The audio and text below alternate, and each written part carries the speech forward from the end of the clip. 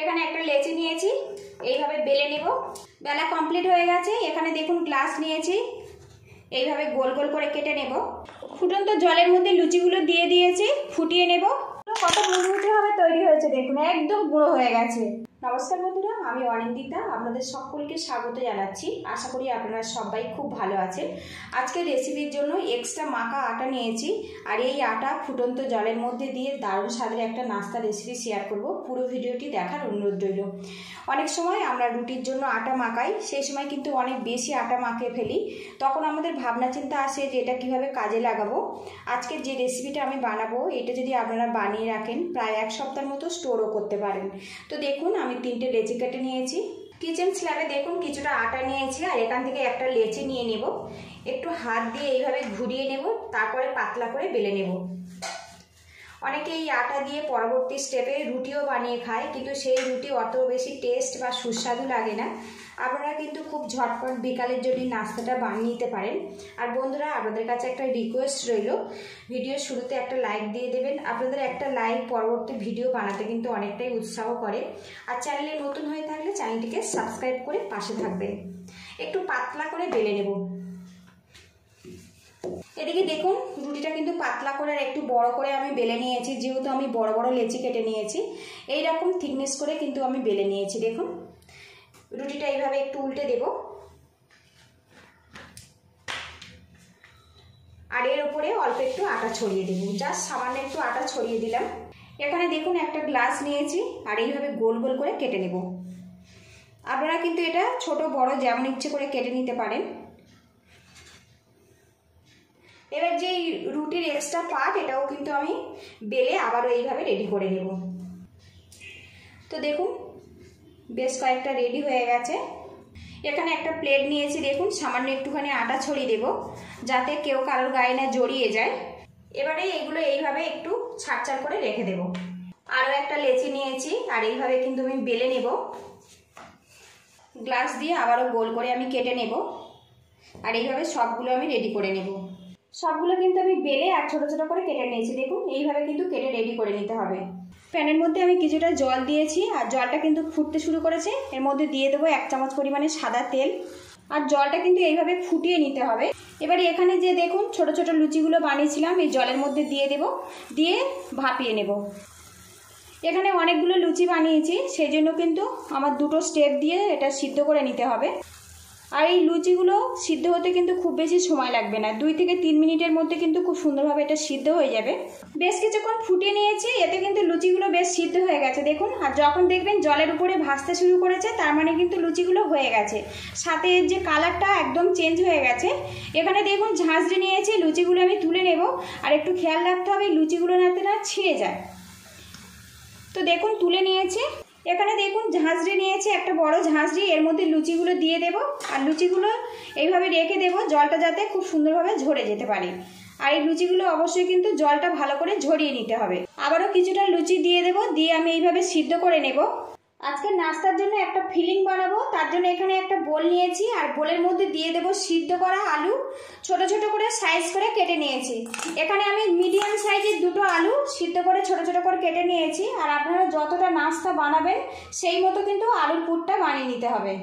এর মধ্যে দিয়ে দেব পেঁয়াজ কুচি, দিয়ে দেব ধনেপাতা কুচি, আর দিয়ে দেবো কাঁচা লঙ্কা কুচি। ঝালটা যেমন পছন্দ করেন সেই মতো কিন্তু দিতে হবে। এবার এর মধ্যে দিয়ে দেবো সামান্য পরিমাণে চাট মশলা। এবার দিয়ে দেবো ভাজা মশলার গুঁড়ো। এর মধ্যে আমি গোটা গরম মশলা, গোটা জিরে, শুকনো লঙ্কা, গোলমরিচ আর মৌরি একসঙ্গে ভেজে নিয়েছি। এর মধ্যে আমি 1 চামচ পরিমাণে ব্যবহার করলাম। স্বাদ মতো লবণ দিয়ে দেব। এবারে এর মধ্যে দেখুন গন্ধরাজ লেবুর রস দেব। আপনারা চাইলে কিন্তু তেঁতুল জলও ব্যবহার করতে পারেন। আজকের রেসিপিতে আমি কোনো রকম তেঁতুলের জল ব্যবহার করব না, কারণ বাড়ির বাচ্চাগুলো তেঁতুলের জল খাবে না। এখানে আমি 1.5 চামচ পরিমাণে লেবুর রস দিয়ে দিলাম, আর গন্ধরাজ লেবুর রস দিয়েছি, একটা সুন্দর ফ্লেভার চলে আসবে।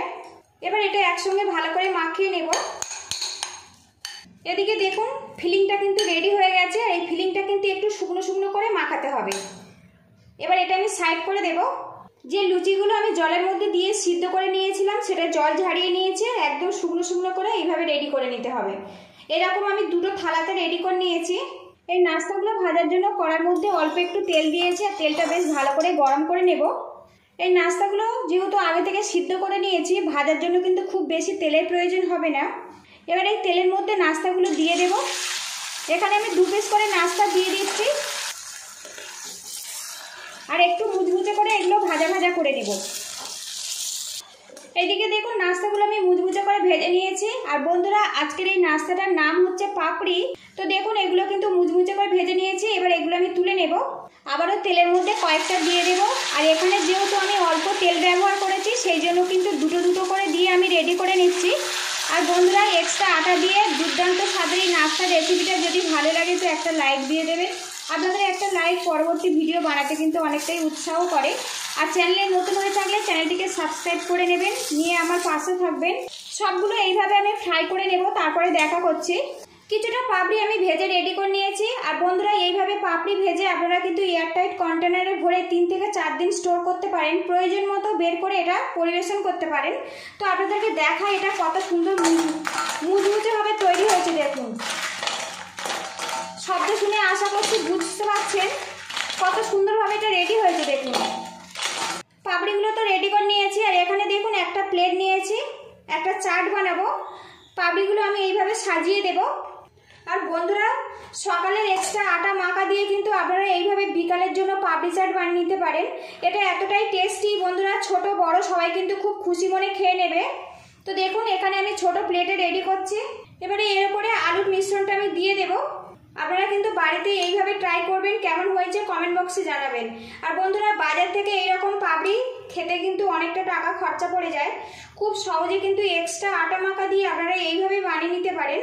আর এটা কিন্তু অনেক বেশি স্বাস্থ্যকর, খেতেও কিন্তু খুবই অসাধারণ হয়। তো দেখুন আলুর পুরটা আমি দিয়েছি। এবারে এখানে দেখুন টক দই ফেটিয়ে নিয়েছি, চাটার উপর দিয়ে দেব। এর মধ্যে সামান্য চাট মশলা দিয়ে দেব। এবারে এখানে দেখুন ঝুরি ভাজা নিয়েছি। বাড়িতে যে ঝুরি ভাজাগুলো ছিল সেটাই নিয়েছি। আপনারা চাইলে সরু ঝুরিটাও ব্যবহার করতে পারেন। ওপর থেকে একটুখানি দিয়ে দেব। এখানে দেখুন মিষ্টি চাটনি আছে, এর উপরে দিয়ে দেব। বাড়িতে থাকলে ব্যবহার করতে পারেন, না হলে এটা স্কিপ করে যাবেন। আরও সামান্য চাট মশলা দিয়ে দেব।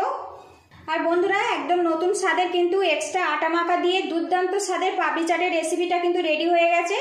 যদি ভালো লাগে তো একটা লাইক দিয়ে দেবেন, যতটা সম্ভব শেয়ার করে দেবেন। পুরো ভিডিওটি দেখার জন্য অসংখ্য ধন্যবাদ রইল। আপনারা ভালো থাকবেন, সুস্থ থাকবেন। তো বন্ধুরা, লুকিংটা দেখুন। বাড়ির ছোট বড় সবাই কিন্তু খুশি মনে খেয়ে নেবে। অনেকে রুটি খেতে চায় না, কিন্তু এইভাবে যদি বানিয়ে দেওয়া যায় তো কোনো রকম কিন্তু না করবে না। আপনারা ভালো থাকবেন, সুস্থ থাকবেন।